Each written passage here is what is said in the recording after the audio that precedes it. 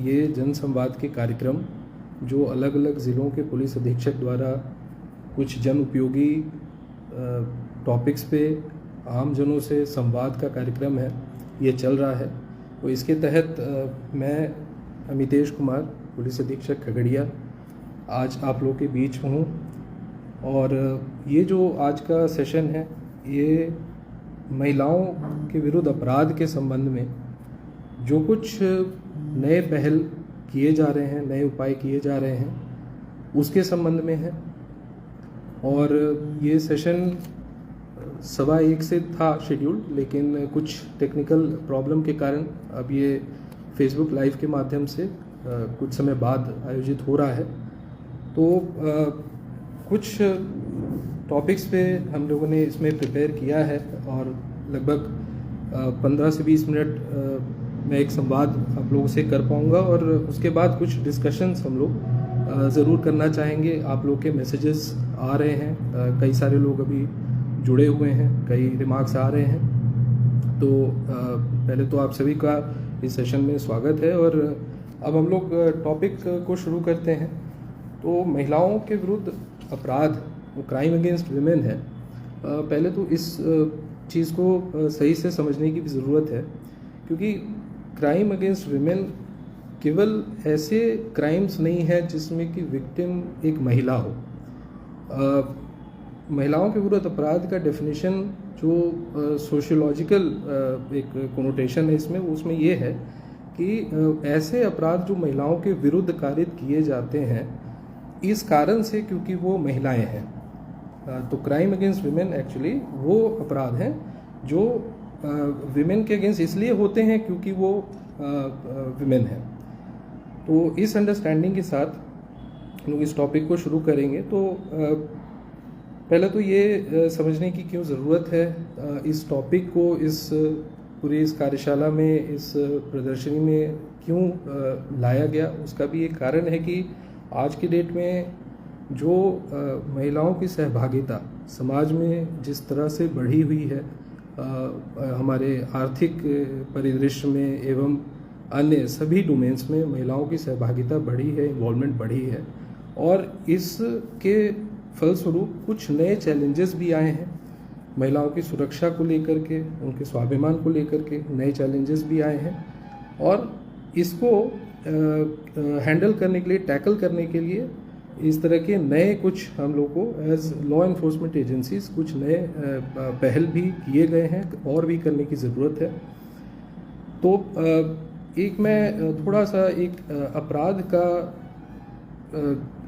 किस तरह, क्यों होते हैं और कैसे होते हैं, ये एक फील्ड है, अलग से एक फील्ड ऑफ स्टडी है जिसको क्रिमिनोलॉजी कहा जाता है और हिंदी में अपराध शास्त्र कह सकते हैं।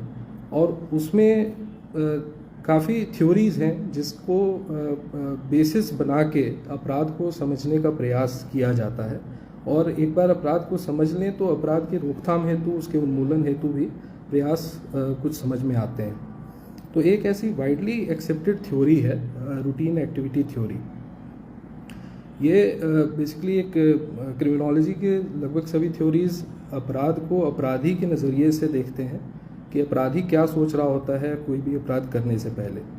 तो ये रूटीन एक्टिविटी एक थ्योरी है जो अमेरिकन थिंकर्स फेल्सन एंड कोहेन ने इसको डेवलप किया। उसकी डिटेल्स में ना जाते हुए मैं आम तौर पे उसको पहले समझाना चाहूँगा कि बेसिकली ये थ्योरी ये कहती है कि अपराध तब होता है जब एक ही समय और एक ही जगह पे 3 चीज़ें एकत्र हो जाएं। पहला, वो ऑफेंडर जो कि एक आपराधिक घटना को अंजाम दे सकता है। दूसरा, कोई सूटेबल टारगेट। सूटेबल टारगेट कोई व्यक्ति भी हो सकता है और कोई वस्तु भी हो सकती है। और तीसरा, absence of capable guardians. Absence of capable guardians, ये एक थर्ड प्री रिक्विजिट है। तो अगर ये तीनों चीज़ों का समावेश एक जगह पे हो जाता है किसी भी समय, एक जगह पे एक ही समय में, तो अपराध की घटना घटित होती है।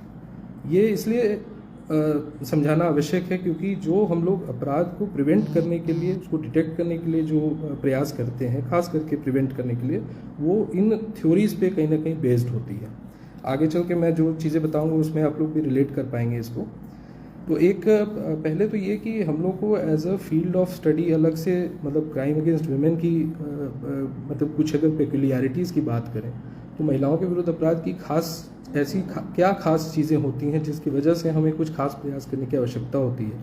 उसमें 4 चीज़ें जो मेरे समझ में आती हैं, मैं आप लोग से शेयर करना चाहता हूँ। पहला ये है कि महिलाएं अपने घरों में कई जो इस तरह के समाज होते हैं, कई जगह ऐसी व्यवस्था होती है कि महिलाएं घरों में कैद होती हैं और वो अपनी समस्याओं को लेकर के बाहर उसके सल्यूशन के प्रयास करने में असफल महसूस करती हैं, असहज महसूस करती हैं। दूसरा कि कई बार जो समस्याएं महिलाओं से जुड़ी हुई होती हैं वो कुछ प्राइवेसी इश्यूज, मतलब उसका प्रतिष्ठा पे एक उसको ले करके, और इसलिए थोड़ा सा उसमें प्राइवेसी बरती जाती है, सीक्रेसी बरती जाती है महिलाओं के द्वारा। तीसरा कि ये विचार रहता है कई जगह देखने को भी मिलता है कि जो महिलाओं से संबंधित समस्याएं हैं, खास करके जो पारिवारिक समस्याएं हैं, उसको कई लोग बहुत बड़ी समस्या मानते नहीं हैं। उसको किसी तरह से उसको ऐसे ये दिखाया जाता है कि जैसे बढ़ा चढ़ा के महिला कोई बात बता रही है और वो तथ्य से अलग है। और चौथी चीज़ें कुछ कुरीतियाँ, जैसे कि दहेज प्रथा, इस तरह की कुरीतियाँ जो पहले समाज में रही थी, उसके कुछ अवशेष अभी भी कहीं कहीं देखने को मिलते हैं। तो ये सब समस्याओं की वजह से महिलाओं के विरुद्ध अपराध जो है उसको हम लोग को अलग से सोचना और उस पर जो है उसको रोकथाम हेतु अलग से प्रयास करने की आवश्यकता पड़ती है। अब जो है नए प्रयासों के बारे में, क्योंकि ये आज का जो सेशन था ये नए प्रयासों के बारे में सेंटर्ड है, तो उसके बारे में अगर हम बात करें तो पहला जो मेरे दिमाग में आता है इसमें नए प्रयासों के बारे में, वो है एक बहुत अच्छा जो पहल चल रही है, डायल 112 की सेवा ERSS के तहत, इमरजेंसी रिस्पांस सपोर्ट सिस्टम। और उसमें जो है अब क्या है कि ये किसी भी इमरजेंसी में पुलिस की सहायता हेतु कोई भी आम नागरिक इस सेवा का उपभोग कर सकता है। लेकिन हमने ये देखा कि महिलाओं के विरुद्ध जो कोई अपराध की कोई घटना घटित हो रही है, कोई इमरजेंसी में महिला कोई अपने आप को पाती हैं और 112 की सेवा को उपभोग करती हैं, तो इसका हम लोगों ने एक स्टडी किया 1 हफ्ते का। और खगड़िया में मैंने पता किया तो district control command and control centre से ये जानकारी हमको मिली है कि 1 हफ्ते में जो 420 लगभग कॉल्स रिसीव किए गए हैं यहाँ पे डिस्ट्रिक्ट कंट्रोल रूम में, उसमें से 30 ऐसे मामले थे जो महिलाओं के से जुड़े हुए थे। उसमें ईव टीजिंग की भी शिकायत इन्वॉल्व है और डोमेस्टिक वायलेंस की भी शिकायत इन्वॉल्व है।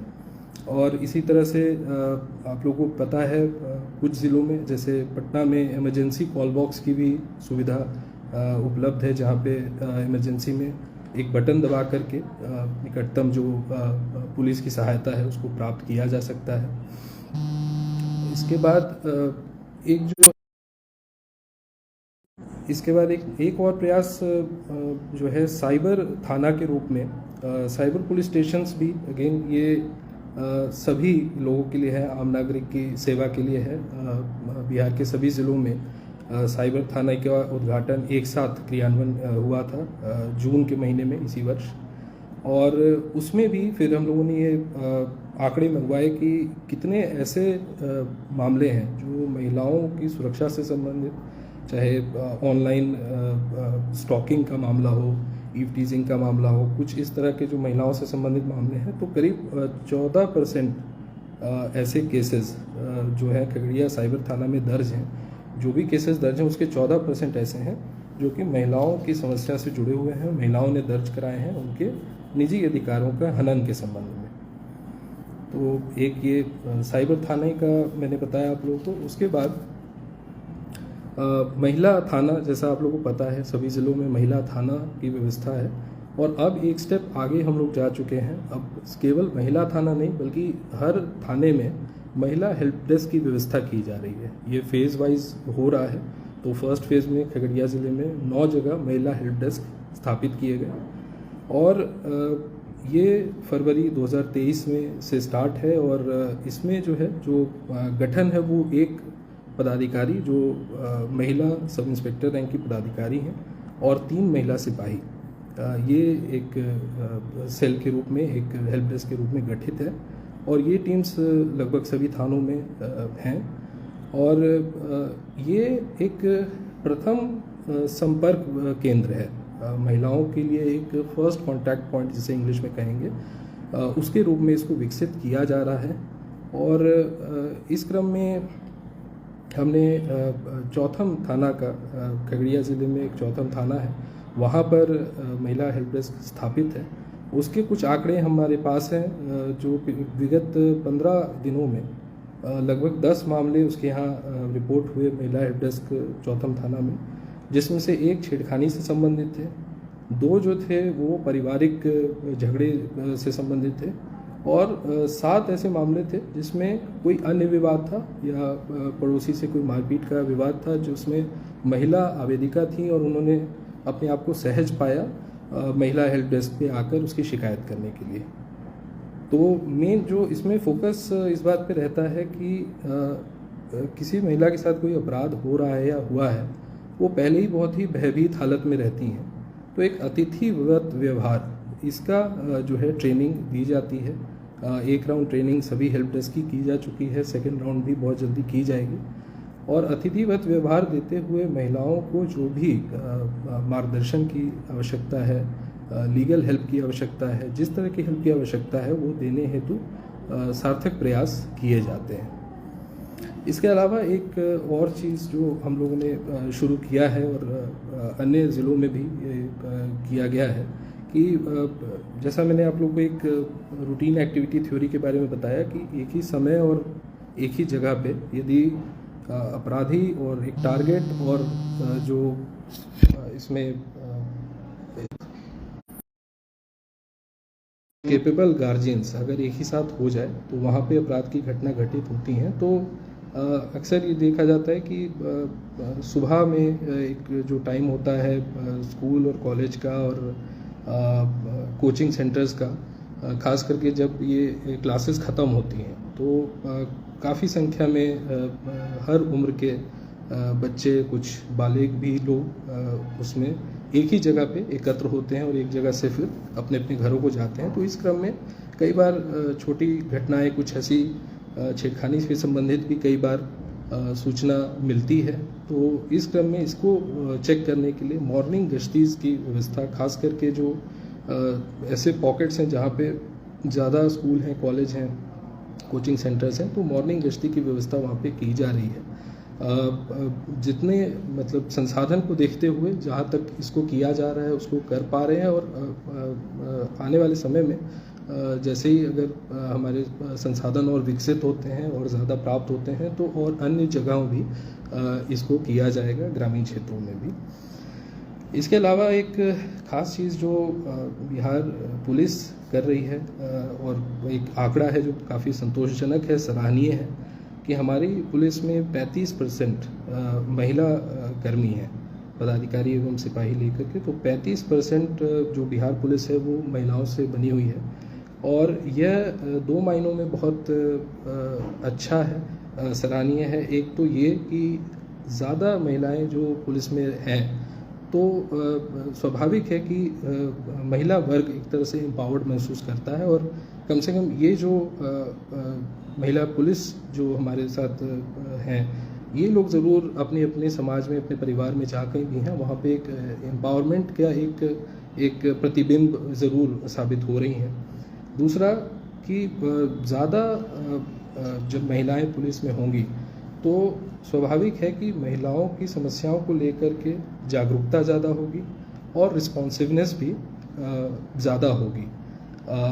ये जो है हम लोग को देखने को भी मिल रहा है और ये प्रयास इसमें यही है कि आने वाले समय में थोड़ा इन सभी जो चीज़ें मैंने बात की, सभी आयामों के बारे में मैंने बात की, इन सभी को और विकसित करना है और ये प्रयास करने हैं कि जो है महिलाएं और निर्भीक होकर के अपनी जो समाज में सहभागिता है उसको उसको बरकरार रखें और उसको और उसमें और आगे बढ़ें। तो मुझे जो बातें इसमें कहनी थी इस सेशन में मैंने अपनी ओर से कह दी हैं।